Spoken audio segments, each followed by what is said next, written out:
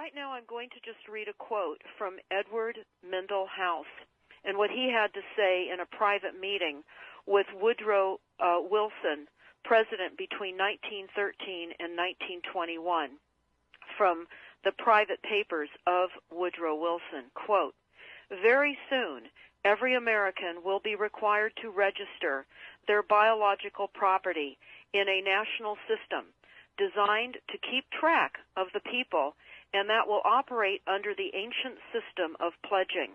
By such methodology, we can compel people to submit to our agenda, which will affect our security as chargeback for our fiat paper currency.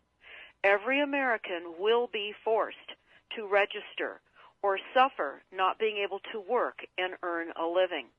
They will be our chattel, and we will hold the security interest over them forever by operation of law merchant under the scheme of secured transactions. Americans, by unknowingly or unwittingly delivered the bills of lading to us, will be rendered bankrupt and insolvent, forever to remain economic slaves through taxation secured by their pledges. They will be stripped of their rights and given commercial value designated to keep us a profit that will be none the wiser. For not one man in a million could ever figure out our plans, and if by accident one or two would figure it out, we have in our arsenal plausible deniability. After all, this is the only logical way to fund government, by floating liens and debt to the registrants in the form of benefits and pledges. This will inevitably reap us huge profits beyond our wildest of expectations and leave every American a contributor to this fraud, which we will call social insurance.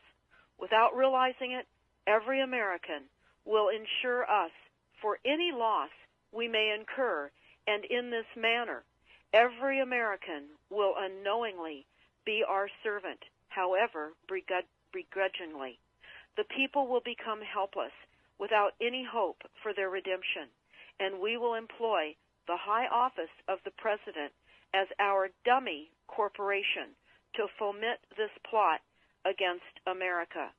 Having established plausible deniability, even if people become enlightened that they had a remedy and pursued it, the attorneys, judges, and legislators could claim that they did not understand the people's claims, especially if the technical requirements for achieving it were not followed pursuant to statutory requirements, requiring the public schools to teach civics, government, and history classes out of federally approved, politically correct textbooks written by the publishing houses owned by the owners of the Federal Reserve would assure that the people would not discover the remedy for a long time, if ever.